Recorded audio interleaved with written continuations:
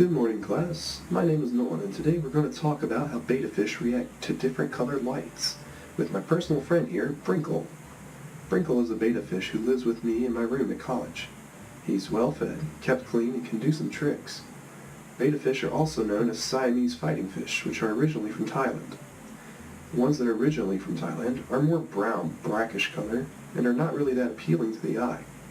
However, betta fish, the ones that we all know and love, are synthesized in labs, resulting in beautiful arrays of color. Now, you guys might be wondering if betta fish even know what light is, or do betta fish even like light? Because in Thailand's waters, where bettas come from, the visibility of the water is very low, also resulting in less sunlight reaching all layers of the water. The answer is yes and no. Betta fish do like light, and they don't.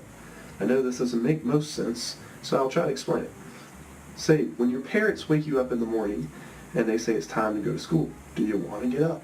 No, not really, of course not. But if you went to bed at a decent time, then you would feel better when you got up in the morning. And betta fish, they like a schedule where they can have regular light hours and regular dark hours, just like us, so they can get some good sleep too. If you think about it, of course betta fish like light. They come from the tropics in Thailand, where there is a lot of good sunlight.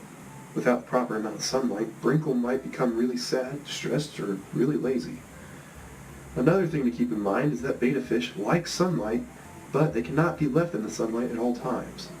There are a bunch of green nasty stuff called algae that really likes to crowd the fish tank if the tank is left out in the sunlight. And your fish, he could boil under all that heat. And unless you want to eat your pet fish for dinner, and I don't think you do, it doesn't sound like such a good idea. Betta fish use their eyes the same way as we humans do. Light enters the eyes, it's focused by the pupil, and falls on a receptor that makes an image that is then sent to the fish's brain, where it is interpreted. Bettas can see better in water than they can out of water. Therefore, if something is on the outside of a tank, they may not know what it is when they're looking at it. Their eyesight is useful when they are fighting each other, and they're pretty curious creatures too. So they will chase your finger as you move it side to side. Fish also seem to lack a rapidly responding iris, which is in the eye, to quickly limit the amount of light entering the pupil, which is also in the eye. For these two reasons, fish are unable to adapt to rapid changes in light levels, and some species may react to such a change by going into a systematic shock if the light level changes too quickly. Now, let's get into the cool experiment that we did with Brinkle.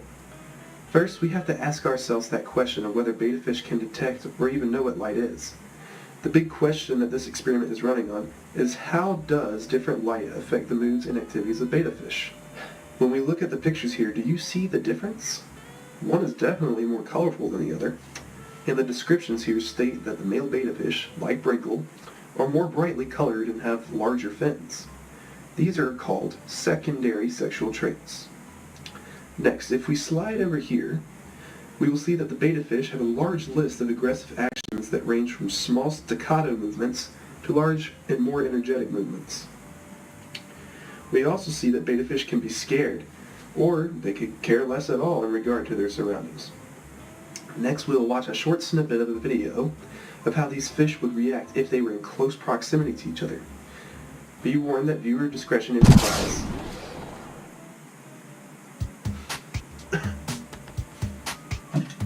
Video.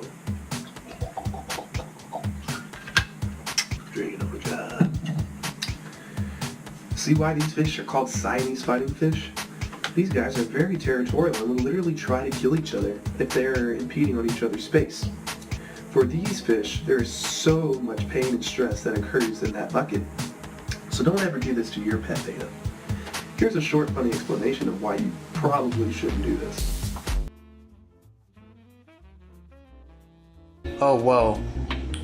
Okay, I gotta pause this video real fast. Before we even watch that video, I just want to say this. If you find it amusing or entertaining to make two betta fish fight, you are sick. Very sick. If somebody did that to my betta, I would get my shrink gun, I would shrink them and throw them into the 125-gallon tank where they will die a slow and painful death by being eaten by my peacock bass and my tarpon. That should never happen.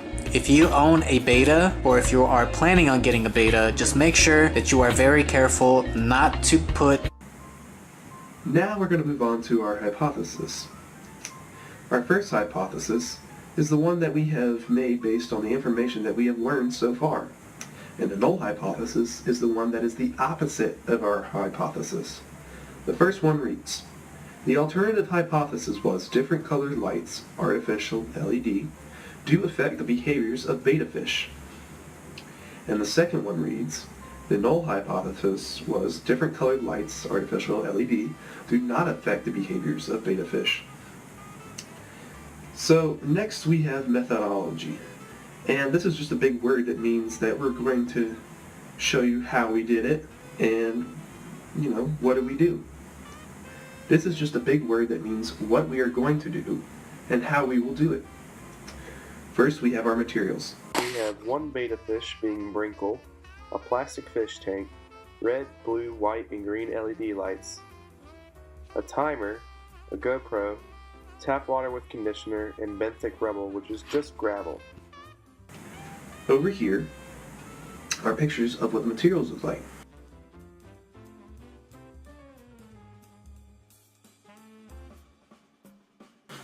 Then we have our procedure, which are just the steps that we take.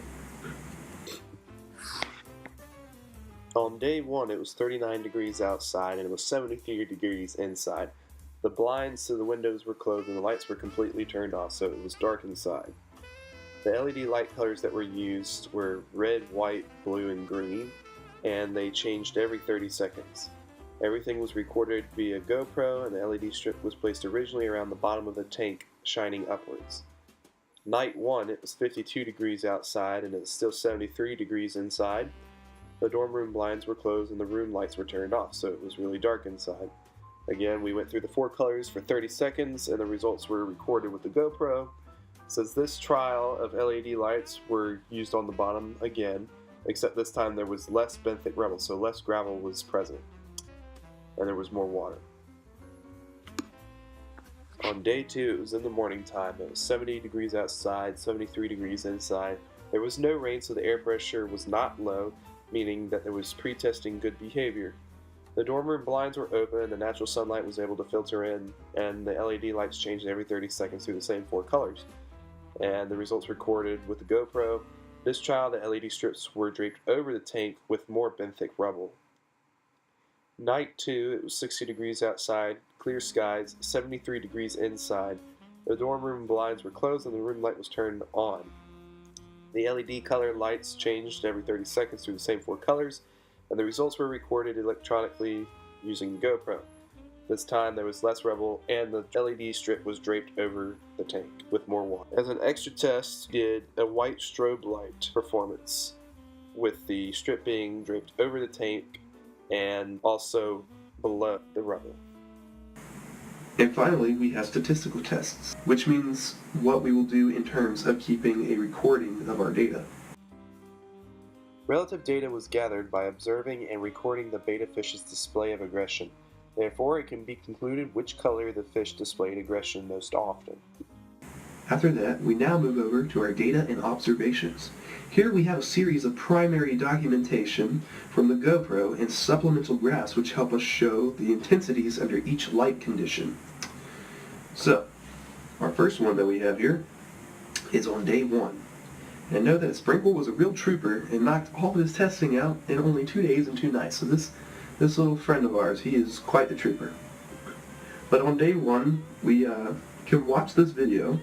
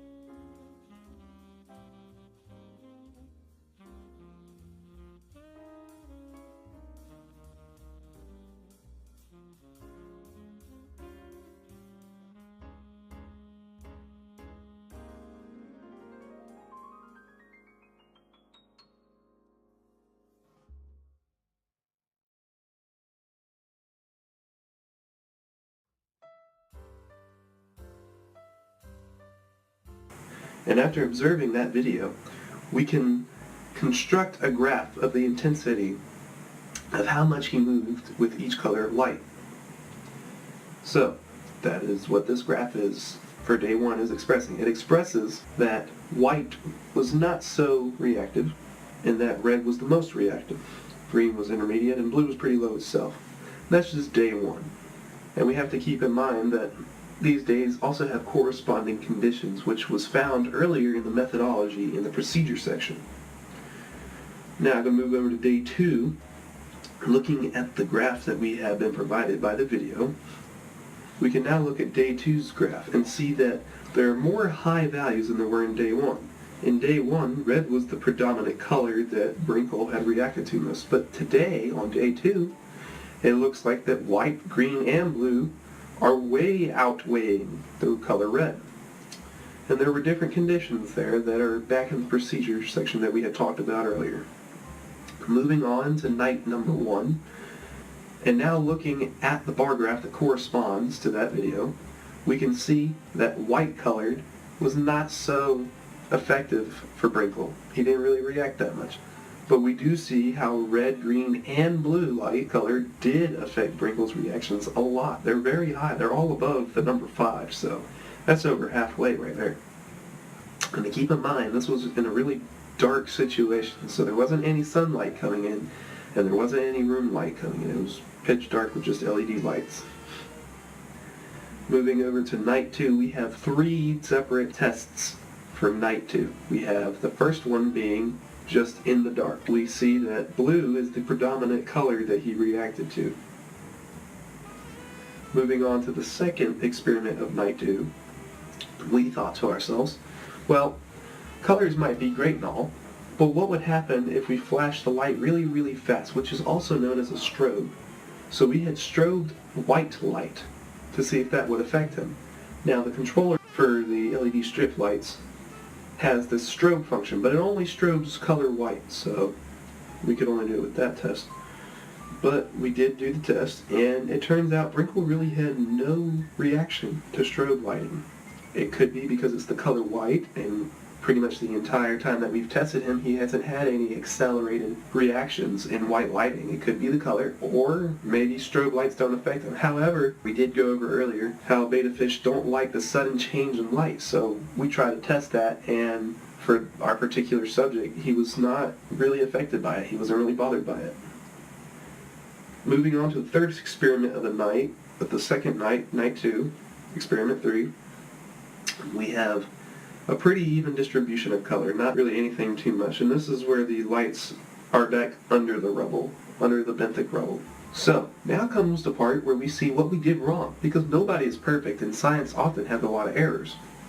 And that's why we keep doing experiments, so we can get better at doing them. The errors read as followed. Only one fish was tested, that being Brinkle. In order to get more accurate results, more fish would need to be tested in order to get better results. The environment was altered while testing Brinkle. Betta fish aggression results normally from territorial disputes. Therefore, light by themselves with no shape may have been less stimulating than other male betta fish. And some improvements to be made could be that, well, we test more fish, because only testing one fish is really not that sufficient. We could make sure that everything to do with the outside environment, being like noises, the time of day, and the lighting situations, all remain constant throughout the whole experiment, because we did try different scenarios. And now for the results section. The resulting fact is that yes, betta fish sense and know the difference between different colors of light. This can be mostly attributed to another experiment where artificial models in the shape of a circle were used. And this comes from an article in which we had researched. The models with a scale pattern evoked more aggressive behaviors than those without it. While the existence of the spherical radiation affected the behavior slightly, these results suggest that texture plays an important role in fish and visual perception. Now that's just a lot to say that they took a circle, a sphere, if you would, and they put little texture designs on it, and they gave it a color. And they put it in front of the fish. It wasn't in the shape of the fish, it was in the shape of like a ball, a sphere. And they just put some scales on it, they put some color to it, and the betta fish had reacted to it. That's what that's saying. So we're comparing our experiment with that experiment. Now, we didn't have texture and we didn't have a sphere, but what we did have was different colored lights. So that is fairly close relatable to the experiment that we had done. Also, the placement of light was very important. When the lights were below the benthic rubble, which is all the little gravel on the bottom of Brinkle's little tank, that's benthic rubble. So at first the lights were below that, and there wasn't much of a reaction. However, when we raised the lights up to his eye level, there was a lot more aggressive action that had occurred. The color with the most influence was blue. Out of all of the tests, out of both days, both nights, blue was the one color that had really occurred most times and made him the most aggressive. And the second most color that was influential on him was surprisingly red, because blue and red, when you think about it on the light spectrum of things, blue has shorter wavelengths and red has longer wavelengths. Therefore, when your eyes receive the signals of light through the iris and it signals to the brain, since blue waves are shorter, they will travel to your brain faster than would red waves. So if Brinkle was subjected to blue light, you would think that his aggression would be way higher than it would be red light, but red light was also a pretty high number. And then coming in third was green, and last was white. Lastly, when we have learned all this great information and have told others about it, like this Prezi that we've been looking at, we have to give proper credit to the people who provided the information that we needed. I certainly did not know all this information before I started talking to you all. Well, you guys have been a really good crowd and have listened very well. Here are a few more pictures of Brinkle to end this presentation. Until next time, bye.